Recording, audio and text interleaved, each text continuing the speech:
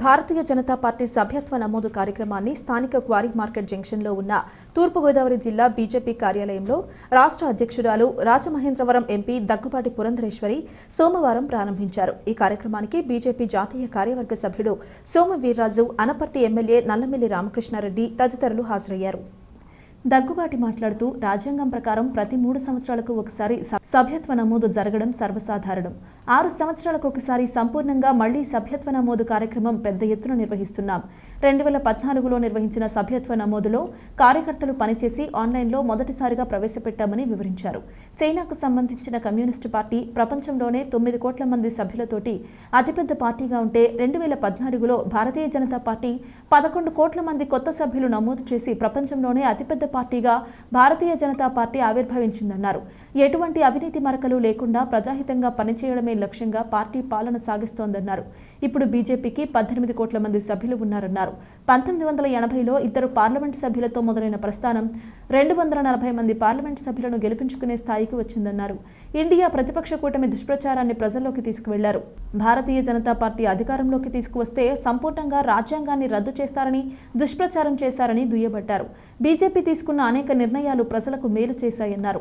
BJP జిల్లా అధ్యక్షుడు బొమ్మల దత్తు, రాష్ట్ర నాయకులు రేలంగి శ్రీదేవి, రొంగల గోపి శ్రీనివాస్, అడపాల రామకృష్ణ, నర్సిపల్లి హారిక, పన్నాల లక్ష్మీ సంతోషి, పరిమి రాధాకృష్ణ, జాస్తి మూర్తి, బుర్రాల వెంకట్రావు, పొట్లూరి రామ్మోహన్ రావు తదితరులు పాల్గొన్నారు. అయితే మధ్యలో 3 సంవత్సరాలకు ఒకసారి టాప్అప్ సభ్యత్వం ఏదైతే చేస్తామో దానికి సంబంధించి కూడా కార్యకర్తలు బాగా చురుగ్గా పాల్గొని మన ఆంధ్ర రాష్ట్రానికి వచ్చేటప్పటికి 2014వ సంవత్సరంలో 28 లక్షల పైచిలుకు సభ్యుల్ని నమోదు చేయడం జరిగింది. ఆంధ్ర రాష్ట్రానికి సంబంధించి యావత్ భారతదేశంలో 11 కోట్లు. అయితే 2014వ సంవత్సరంలో మళ్ళీ ఈ సభ్యత్వాన్ని చేపట్టినటువంటి నేపథ్యంలో కార్యకర్తల యొక్క కృషి ఫలితం వలన అదనంగా 2.5 కోట్ల మంది అదనంగా చేర్చాలి అనేటువంటి లక్ష్యాన్ని నిర్దేశించుకుంటే జాతీయ స్థాయిలో కార్యకర్తల యొక్క కృషి ఫలితం వలన 7 కోట్ల మందిని అదనంగా చేర్చుకోవటం జరిగింది. ఎందుకంటే జమ్మూ కాశ్మీర్ భారతదేశంలో అంతర్భాగంగా భావించి 1950వ సంవత్సరంలోనే చెప్పాం మేము దాన్ని రద్దు చేస్తామని.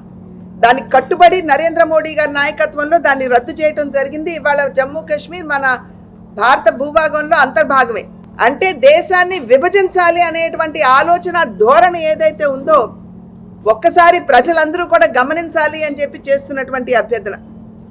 అదేవిధంగా పాకిస్తాన్కి కొంచెం మేలు చేకూరే విధంగా వారు నిర్ణయాలు చేయడం, వారి యొక్క ప్రసంగాలు ఉండటం, ఇవన్నీ కూడా ప్రజలు ఒక్కసారి ఆలోచించాలి అని చెప్పి అభ్యర్థిస్తున్నాం.